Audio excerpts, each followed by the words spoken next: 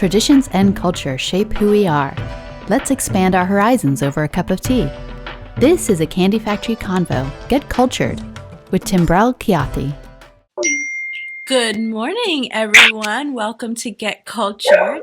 Today, I am super excited to speak with a very close friend and fashion entrepreneur, as well as hair entrepreneur, located in Lancaster, Pennsylvania, Anna Cecchi Smith.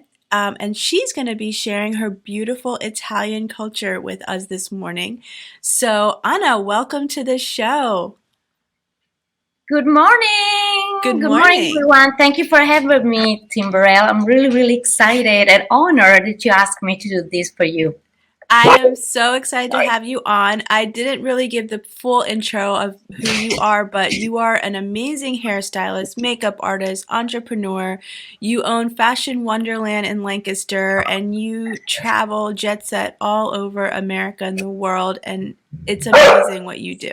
Sorry, I apologize for my dog, but I'm at home. I didn't have time to go in my studio to do these streams. That's okay. How are you doing this morning? I'm doing good. I'm a little bit tired because yesterday I was down in Philly all day, but I'm good and ready. I have my tea. Yes. So what's in your cup? In my cup, I have it's a twinning herbal tea. It has oranges and cinnamon. Oranges is one of the fruits that comes from Italy, especially from Sicily. So. Okay, so let's get right and dig right into your beautiful Italian culture. Where are you from in Italy, Anna? I'm originally from Montecatini Terme. It's a small town in Tuscany, right between Florence and Pisa. So we are kind of like close to be the heart of Italy, of the little funny boot-shaped country. Okay, so and you grew up there? I was born and raised over there until I met my husband, and then he kidnapped me and bring me over here in the United States. Aww. Okay, so I have to ask because your dog is barking. What is your dog's name? My dog's name is Maximus. I gave him the name from, Ridley Scott, the Gladiator movie. Yeah.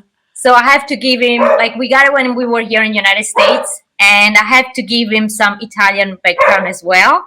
And he responded really well to the name Maximus. And that's one of my favorite movies from Ridley Scott. So very cool. I love that movie, Gladiator. That's such a good movie. It's a classic. It's a classic movie. It is. Actually, he's filming right now. He's in Italy, filming a movie with Lady Gaga. Actually, he's going to be talking about one of the famous and really powerful fashion family originally from Tuscany, Gucci family. I'm excited to see that. I saw previews to that and it looks amazing. Okay, so let's talk about your Italian culture because I think a lot of people love Italian food, but yet there's so much more deeper than just the pasta and the tomato sauce. So let's talk about that. What are important parts of your culture that you want to share with people that you think is very important to know? Well, Italy is a beautiful country. I have to put myself to go back and recharge my culture and food batteries at least once a year. Now it's been 2 years that I wasn't able to go back home because of the pandemic. But I purchased my ticket a couple of weeks ago that I could be able to go back home between May and June to see my son graduation. So, because he's over there with my husband. My husband right now he works for the government, for the United States government. And right now has a job in Italy, in Vicenza, in one of the army base over there. So, and my son wanted to go with him because my younger son feels himself more Italian than American.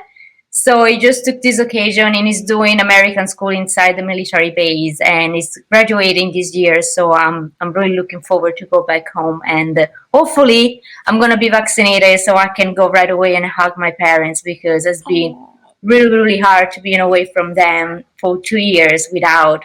Yeah, I'm getting a little bit emotional, but yeah. Well, it's been a very hard year and I know Italy was really affected by the pandemic in many ways. And I also think, and we're talking about culture-wise, the Italian culture is very family oriented, correct? Oh, yes, don't touch our family. We are really, really strong family. I remember growing up that my grandmother, that she was really, really strong to keep the family and culture, and she teach me so much to be respectful. She teach me so much to keep values. And I remember everybody was cousins, everybody was aunts, everybody was uncles. So because she comes in a family that it used to be 11 brothers and sisters, because after World War One, even the Italy won World War One, but we lost so many lives. So our new people in power, we used to be a monarchy. So, but Mussolini started to spread his dictator wings, but all the negative things, he did positive things. So one of the positive things is giving family check to raise the Italian. So more kids you were getting and more checks you were getting and money rolling in. Oh, So wow. in fact, if you notice, if you go to see the archives of the Italians after World War One, so after the 1918, the families, they used to have a lot of kids, because thanks to raise and build up more Italian, they were having more kids. So, so how long did that last for? Where, there were so many children in a family. How Well, I long think did World War this? II started. But one of the positive things, my grandmother, she grew up during Mussolini age, so for her Mussolini was a lot. And just to see like political things that he did for Italy, it were a lot, because he cleaned up our swamp and built up for agriculture, architecture. We got some new things, the school system. So certain things that Mussolini did, the only thing that he needed to collide with Germany, because it was the stronger country during World War II.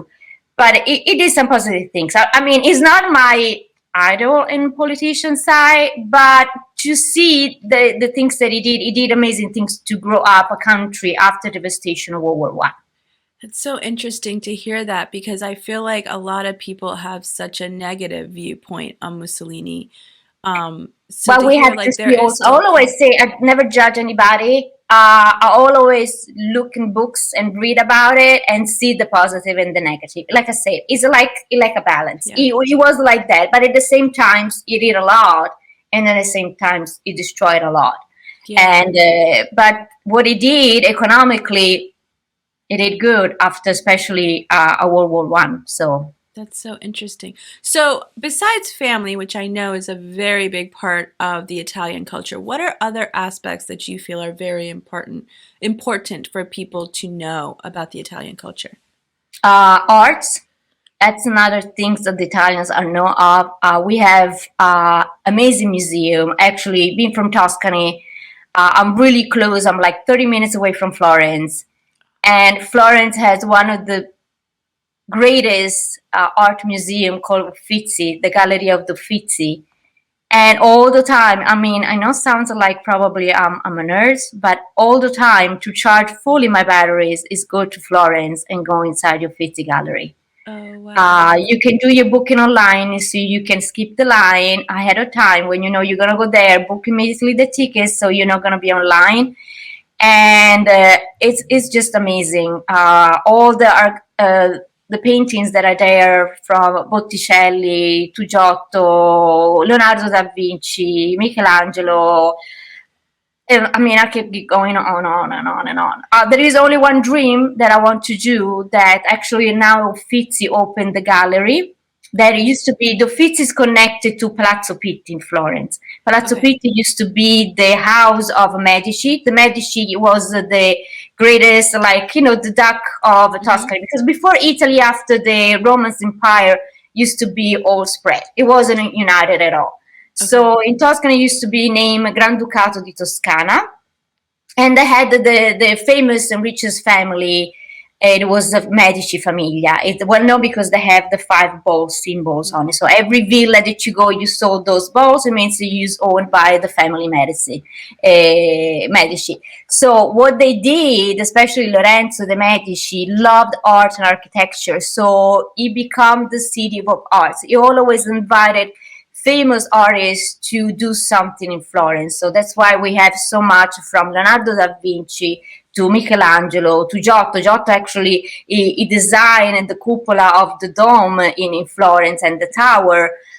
So we have so much history there. So what they did, the Uffizi used to be a branch of the Palazzo Pitti.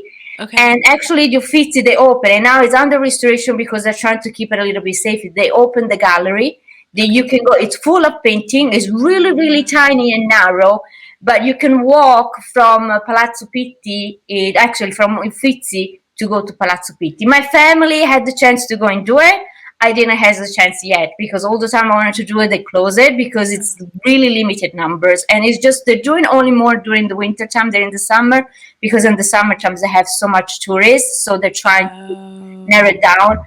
But I'm really, really looking forward to one of these days I'm going to be able to see. I know right now my parents told me that it's under construction because they're trying to keep it a little bit safety, because if something's going to happen, sorry, my son in the background. It's okay. It's just like if something's going to happen, it's really long and narrow. There is no exit escape and stuff like that. So because you're crossing the Arno River. Yeah. So I have to kind of say, like, I love history. And there's a Netflix show about the Medellin family, and I was obsessed with it because it was so intriguing to me how these families really built up the Italian culture, especially Florence, because this is about the Florence family, with art. Like, that was the center of everything, was the art and the architecture, which I think is phenomenal. Like, when I think of Italy, I think of architecture and art. Yeah, and that's the beautiful things about Florence, that it never gets bored because there is so much different things to see. When you go to Venice or you go to Rome, I mean, that's still a beautiful city, don't get me wrong, but the style and the vibes is the same. Like when you go to Rome, it's all about the ancient Romans. When you go to Venice, it's all about the Renaissance, and the architecture more or less is the same. They're still beautiful places, but for me, that being creative, I love to be stimulated and see different things at the same spot. And Florence is like a potpourri of art. That's so interesting. So besides art, family, architecture, which is part of art, what are other important aspects of the Italian culture that people sometimes misinterpret or possibly even just don't understand and share it differently? Do you know what I mean? Like cultural appropriation. Culturally, sometimes we can be misrepresented how like when we meet somebody, we hug and we kiss. Mm-hmm. Like, I knew it, you're part of my family right away. And sometimes I noticed, like when I was going in England, when over here, it's for people, it's like, whoa, like it's getting a little bit too much of affection as to be an Italian. So we are like really easygoing people. We're really, really friendly. We're warm, like the Mediterranean Sea. We're really close to Africa, so we are really warm. Do you feel like, I always think like the one not cultural appropriation, but like misinterpretation is when people are like, oh, Italians, they're so big and loud, and it's like, they say that, and I think that comes from just because there's bigger families, like you said, and so of course the house is probably louder and you have to make your point with all that. But I don't know, sometimes I feel like that can be so misjudged when people say that. What do you think? Well, the thing about us that we are really communicative people. Like, we always use our hand to communicate. I mean, I come from a big family. We are 5 sisters. So my daddy used to, like, even my husband, the one thing that I remember at the beginning when he was coming home to visit me, and he was sitting on this huge table with 5 girls. My daddy was coming from work. He was eating. Look at my husband. My husband was looking at him. And then my dad was like, let's go. And we were still there talking. Because it's just how you do it when you have a big family. That's how we do it. And the thing that we are really like, we don't stop and think. We are like, as soon as we are into the discussion, it could be positive or negative, we just react right away. So that's why sometimes like we don't let somebody finish, because it's like, let me interrupt you before you're gonna say something else. I want to stop you right at that point. So we just jump in the conversation. And I think that's interesting to say that, because maybe some people will consider that as like, oh, they're rude, but it's not you being rude. It's you being, who what your culture is like, where it's just like, let me go in there and like explain it before anything is said, which I understand that. Indian cultures, we do the same thing. I always tell people I love the Italian culture when I meet people that are Italian, because I feel so connected to them in a way. Like, when it's family and community and food is really big in Italian culture, which I can't wait to talk about. But it's all those things mixed together, and it makes this beautiful combination of life. Yeah, we always say that the best deals are always made on the table. Yes, tell me about this. Let's talk about the table, because I can't lie, I love pasta. So most of the time when we have big businesses, instead to say, let's meet for a coffee, in Italy we say, let's meet at dinner. Really? Oh, yes. There is nothing to connect people together as cooking and food. Italy food and no worldwide. So to be honest, I have all the time is like, oh, the Italians stole the pizza from the American. Oh, the Italians stole the spaghetti from the Chinese. To be honest, we stole the spaghetti from the Chinese. Yes, it's true. Marco Polo stole it when he opened the Asian market. He bring over, but there used to be rice. And back in Italy in those days, we didn't have rice. Okay. Marco Polo bring the rice after he opened the market with Asian country. But we had wheat, and we made the spaghetti from wheat, and we made it better. And since then, the pasta was born. The pizza, I'm sorry, American, but the pizza is our. The story of the pizza is that when we had the monarchy, we had a queen. Her name is Margherita. So the queen asked to everybody in the entire Italy to come up with something different. They would like her palate. Okay. So this bread maker from Napoli, he created the pizza. And in honor of the queen, Margherita, he called it Pizza Margherita. And that the pizza was born. Oh, wow. So pizza is actually named after a queen? I mean, Margherita pizza. Yeah. I feel like that's why that's my favorite pizza, because it's the pizza. And it's simple. It's just tomato sauce and mozzarella. In Napoli, they have an extra step that is delicious. I know here I had a couple of chances in the big city here in the United States to have it. Eat with mozzarella or bufala. It's a different kind of cow. It's a little bit more liquidy, more soft as a mozzarella. And believe me, it gets a little bit watery on the pizza when it's melted in the oven. It has to be fire like wood. Okay. Oven, yeah. And a little bit slightly burn on the edges. And it's just the best pizza. And some basil leaves, and that's the best pizza ever. So I have to ask, is in different regions of Italy, do they have different specialties of pizza? Or is it mostly similar? Yes. Well, it's not different specialty of pizza, is how the pizza is made. Okay. So when you go in Napoli, the pizza is it's not really thick. But it's a little bit thick on the edges. Like it has a little kind of like frame around it. When you go to Sicily, it's a little bit thicker. When you go to the north of Italy, it's like really, really, really, really thin. So it's the same, but it depends where you're going. It's different. Like I said, because Italy, it used to be different. So when you go in the northeast, they have Austrian and Yugoslavian heritage, because they're really, really close to that border. When you go to the northwest, there is the French, because right there we are on the border with Switzerland and French. When you go to the south, especially like in the country like Calabria and Sicily, they have Arabs origin, because after the Roman Empire was, done, they have Arabs, you know, immigration over there, and so our culture is really, really different. Like cooking wise, the same. When you go in the south, is a little bit more spicy, it's a little bit more strong flavors.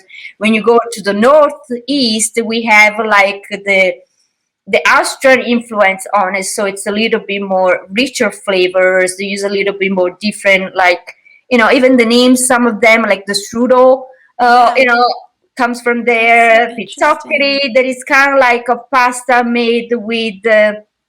I don't know how to explain in English. Is the flour of Saracen. It's a different kind of kind of like wheat, and it's a little bit darker. And they used to make it with potatoes and a lot of cheeses. It's really, really, really delicious. Like recharge when you go to ski. Oh my god, that thing's really recharge you battery. It's so interesting because I never knew this. I mean, I always knew where Italy was in the map, but now when you're telling me all these different cultures mixed together, it just shows how diverse Italy really is. It is. It is. Like even us, like everybody, when I remember travel and studying in England, everybody's like, "You don't look Italian because I'm fair. My hair used to be blonde."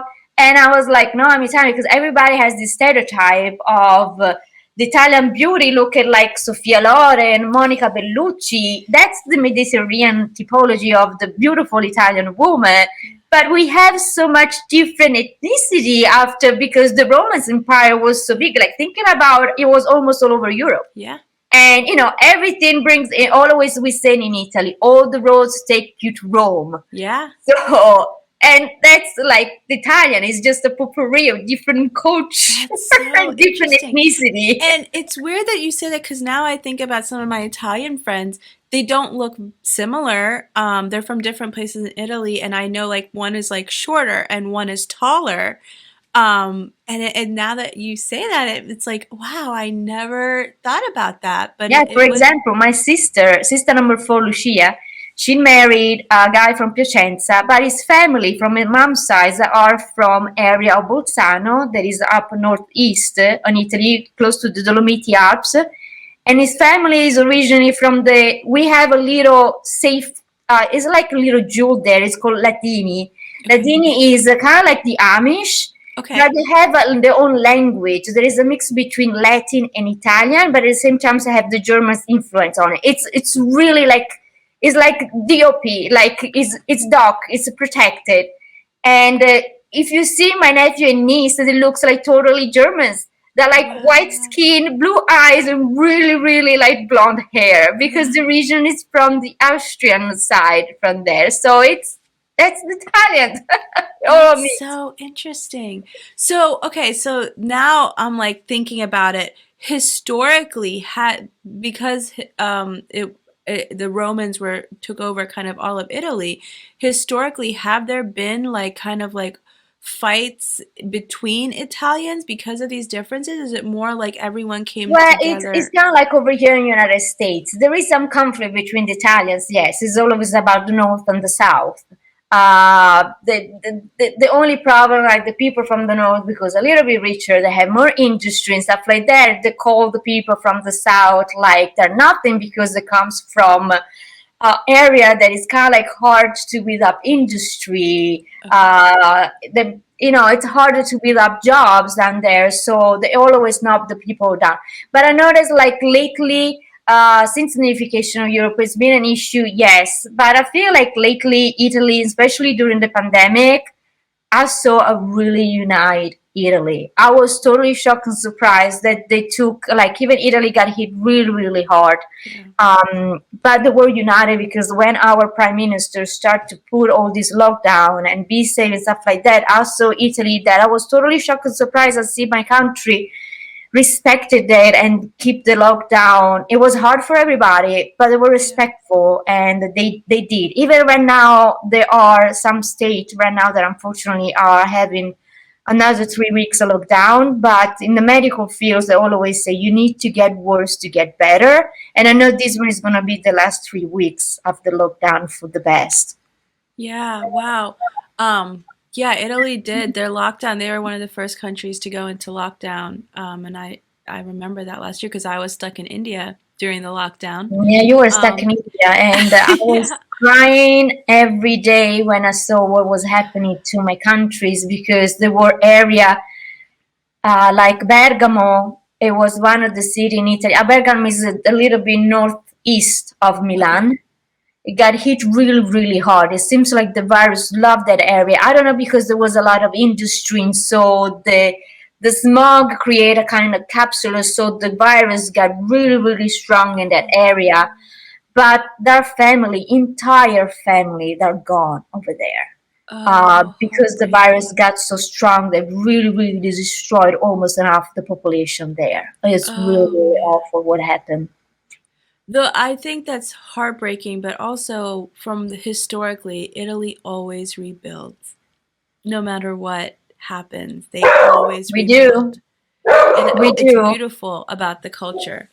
Um, so I have other, I know we're running out of time and I want to get as much out of you as I possibly I can. told you there is so much to talk There about is. Italy. We made history all the I time. love it. And I think that's why Ancient I love having, Romans. it's beautiful though, because there's so much culture. So can I also talk, I don't like to talk too much about it, but religiously, is Italian very Catholic centered? Because The the Italians are Vatican? really Catholics. Yes, we have Rome. We have Vatican City. Is like in the central Rome. We have an independent state that is the Vatican City. They have their own, their own thing. But it's powerful. Yes, the main religion over there is Catholic. But I never. It's for sometimes it can be a negative point of view because when now, especially with the unification of Europe, our border got open. We got some more different ethnicity, but some people brings in like this not a big deal, and some people still seen as a big deal when you are from a different religion. Okay. But I, from my point of view, I don't think it's such a big issue. But Yeah. for some people, unfortunately, wherever you go worldwide, I think Yeah. religion is going to be always one of those fields that is like, you know, Yeah. And there every country has things that they deal with and every culture, and I think that's important that we say that no culture is perfect. There's always things that cultures could do better, and there's things that they do really well at. And so yeah. I like to tell I people always that, say it's all about communication and Mhm. respect. Yes, We respect. And cannot dictate anybody which kind of gods they have to pray to because I'll always say like you can name it Allah, you can name it Buddha, you can name it Jesus Christ or God, but at the end of all, we'll still pray to the same God. So okay, so I have to ask you something. This is my personal question. People are probably going to think it's silly, but The Godfather, the movie. It is, I can't hide it. It's one of my favorite trilogies. I know it's crazy to think that, but can you explain if the movie is actually done like pretty accurately? I know it's about gangs in New York and about but I know that's not what you do, but like, do you think like when they showcase the Italian culture that it was pretty accurate? Because I've just been intrigued by this no, movie. it's always a movie. Okay. So I mean, mafia exists. Yes, mafia. We have different kind of mafia. So the one in Sicily is called mafia. Okay. The one in Napoli area is called Angrangheta of Camorra. Oh my God. And then there is like different area of Italy has different kind of. It's more in the south. Like I said, the south is the one that struggle a lot Okay. because they don't have a lot of industry, they don't have a lot of job opportunities and things like that. So mafia exists, is still existing. It can be sometimes a problem with our politician fields. But I don't know. I'm been now away from Italy for 10 years. I don't know exactly how bad, and now, especially now during the pandemic, how the mafia issue is going. But I know that lately they've been captured a lot of the big boss, they call it. Okay. Um, some people they used to. I remember I had a friend in Sicily that for her is more normal pay to rent. One to the the landlord of the building, and the other one was to the mafia people. For her was like kind of like natural talking about it, and I was looking at her. I was like, Wow. you know, Now, did she get protection from the mafia because she gave them some like I rent don't know. money? Probably they got some kind of protection. They give us like business. I have no idea how really works. Like I said, I never been judgmental. I just tell her was like, wow. I mean, it's hard, and she always she's responded me to me.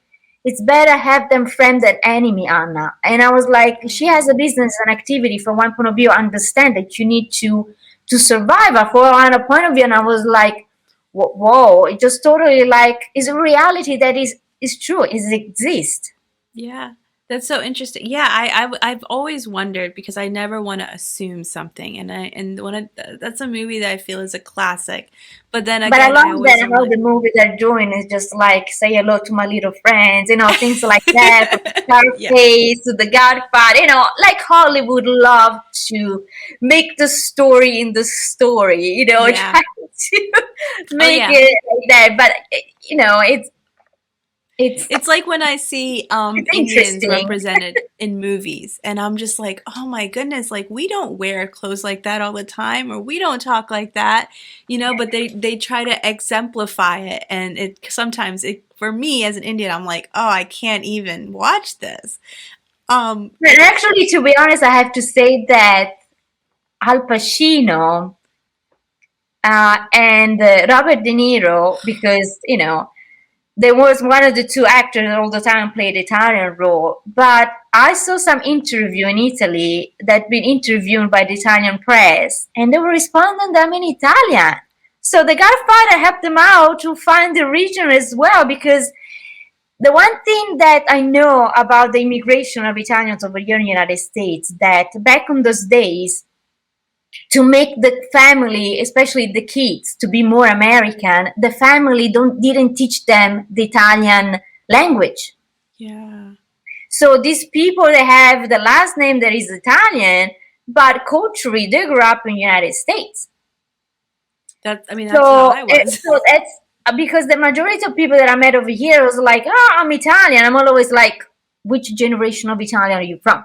Yeah, Because I know over here the first one, because there was a having racial issue, because they were trying to give a better future for the kids, so yeah, they make them culturally more American than Italian. So it's kind of like, let's don't teach them the Italian culture, let them grow up in United States and be American. yeah, So I know the people right now, they was like, oh, I wish my parents teach me Italian, and things like that. yeah, And that's something that I decide to do with my kids. And don't forget the other half, where they come from. So with my husband, we always discuss that it's like the kids are gonna get both world. yeah, I grew up my kids to be half Italian and half American. They're bilingual. yeah, They have both culture, because I keep the Italian tradition yeah. over here in the United States. And it's up to them in the future, because you never know what it brings. So if they have the occasion to work wise or to study to go in Italy, they knows where they're going from, and they know the language. Which your son already chose.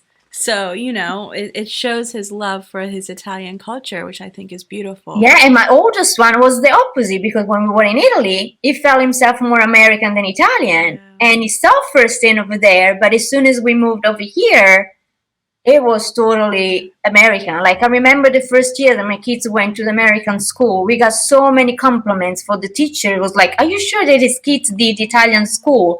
Because the knowledge and the language is good. Yeah. And we were like, yeah, but we always kept, like, when I was alone with the kids, we always speak Italian. Yeah. When my husband was in the house, we speak English, because I felt like it was so unrespectful to speak a language that my husband, me, an American, understand. Yes, he doesn't understand Italian. Does he speaks? It speaks with a strong American accent. Yeah. But I think it was so unrespectful towards him. They have all three of us speak Italian in front of him. So we kept it like that, and the kids grew up like that. And they know that now being here in the United States, when I get upset and I speak Italian to them, they have to run. You know, Anna, I know we have to end soon, but I want to tell you, like, coming from a first generation Indian American as well, my parents came here first to give us a better life. Because India was great for my parents and they had a good life there, but they really wanted the land of opportunity to give us more opportunities. It was hard. It was hard to live in two different cultures. And I try to explain this to people that during the day I was in school an American. And then when I would come home, I was an Indian. And to find your place and then also have my parents not teach me the language because they were like, we want you to learn French and German and really, you know, take it all in so you can, you know, learn from these cultures. There was a piece of me that was still missing. Because this is who I am, you know, and it's hard. We lived in India for 5 years during my growing years from 12 to 16, and it was hard because they looked at me as an American. But for the first time in my life, my skin tone was the same as my you know peers, and I had the same color hair, and I had the same kind of customs, but yet the way I was still American. Or at least, you know, they call me that. And it's hard culturally to sometimes mix both cultures. It takes a lot of effort, a lot of patience, and a lot of time for people to be able to mix cultures and respect both of them.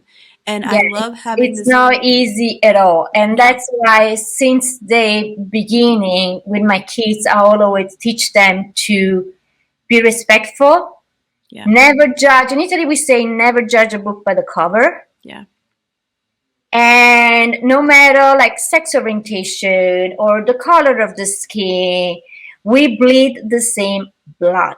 Yeah. So be respectful for everybody. My kids grow up in a different atmosphere. They respect everybody. I never heard them say any discrimination or anything. Probably for them, the different culture could be sometimes kind of like, you know, like you've been through. But I'm really, really pleased that I was able to give them different perspective because like that, I always say, before you speak, you need yourself educated. Yeah. I always say the kids are the mirror of the family. Yeah. And I'm really, really pleased that now my oldest one is going to turn 22 soon and my youngest one is going to be 18. And you're what, only 33, you know? I wish. I'm gonna be 50 next year. Oh, you let's just say you're 34. Thank you. I think them. So I had them really, really young. Yeah, exactly. Like 5, 7, whatever.